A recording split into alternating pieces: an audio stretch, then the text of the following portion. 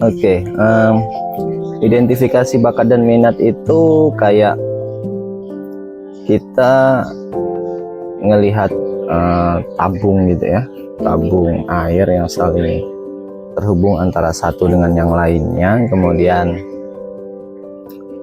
tugas kita itu melihat mana yang paling tinggi. Jadi bakat itu ya seperti itu. Jadi orang itu dikasih takaran sama atau jumlah air, volume air yang sama, cuman dia akan tinggi di salah satu tabungnya. Jadi ketika, makanya ada proses adil yang mungkin dipahami itu adalah tentang jumlah airnya. Lalu kemudian tugas kita sebagai manusia atau orang, kita menekan sehingga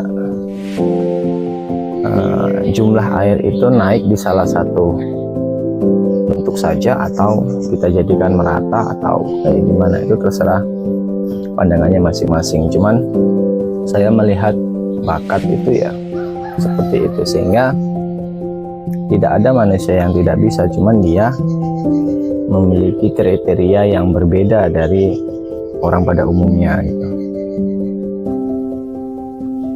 Kemudian kalau minat itu sebenarnya dipengaruhi oleh banyak hal gitu ya. Sebelum kita bahas minatnya, saya ingin kasih tahu dulu bahwa minat itu dipengaruhi oleh banyak faktor X atau banyak faktor eksternalnya. Yang pertama, minat itu akan dipengaruhi oleh orang tua. Jadi ketika sang anak ini tumbuh, dia akan melihat atau mengimitasi apa-apa keinginan atau apa-apa kesukaan orang tuanya, sehingga ketika besar, secara disadari atau tidak disadari, minat dia akan serupa atau hampir menyerupai minatnya orang tuanya, walaupun tidak 100%. Jadi saya bilang bahwa minat itu dipengaruhi oleh faktor eksternal tadi. Selain dari orang tua, minat itu juga dipengaruhi oleh lingkungan.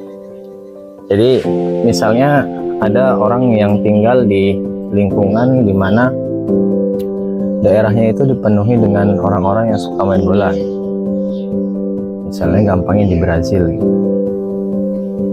maka ada mindset yang terbangun di situ bahwa kesukaan dia atau keminatan dia akhirnya terfokus dengan main bola. Nah, itu yang dipengaruhi oleh lingkungan, dipengaruhi oleh teman dan lain sebagainya. Langsung setelah kita tahu atau kita paham tentang bakat dan minat, apa fungsinya bakat dan minat ini untuk kita nanti ya, apakah memang berguna atau memang tidak berguna. Oke, kita akan bahas. Jadi bakat dan minat seseorang itu bisa jadi tolak ukur kesuksesannya seorang itu, atau bahkan tidak sama sekali. Kenapa? Karena ada yang memakainya, ada yang juga tidak. Mudahnya sebenarnya bakat dan minat ini adalah penanda. Kalau si A ini bisa hebat di bidang A misalnya, dan dia juga minat di bidang A ini, maka ketika dia dijuruskan ke bidang A, maka kemungkinan dia bisa hebat atau dia bisa sukses itu lebih besar.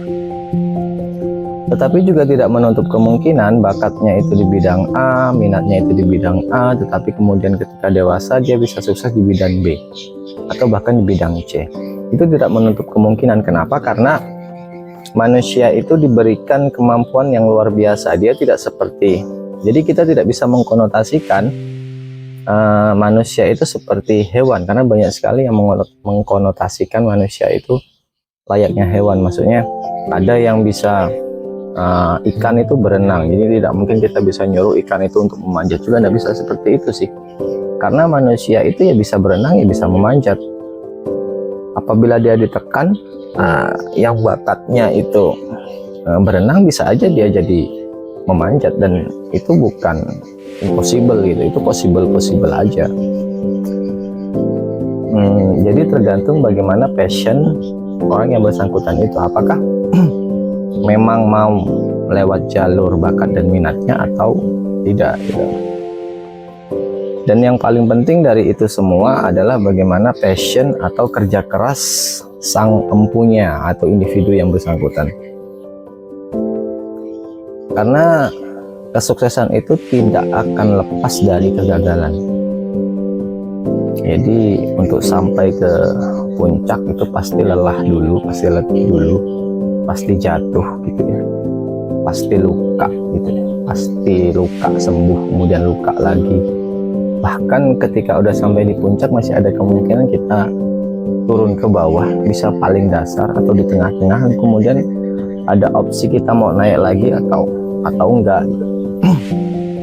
Jadi ya seperti itulah kehidupan itu. Jadi memang bakat dan minat itu di sini saya akan sampaikan sebagai salah satu power kita untuk mengetahui bagaimana diri kita. Lalu kemudian kita bisa mengaplikasikan bakat dan minat itu untuk masa kita tua nanti, atau untuk kesuksesan kita nanti atau tidak.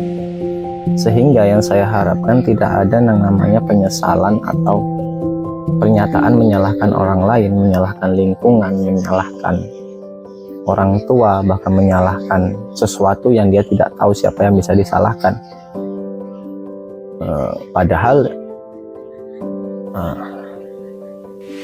you can choose your option. Kamu bisa memilih apa pilihannya gitu. Optionnya apa, kamu yang pilih dan kamu yang tentukan, dan kamu tidak bisa menyalahkan siapa-siapa. Jadi di poin ini saya hanya ingin bilang, kalau memang ingin maju terus di bidang bakat dan minat, silahkan lanjutkan.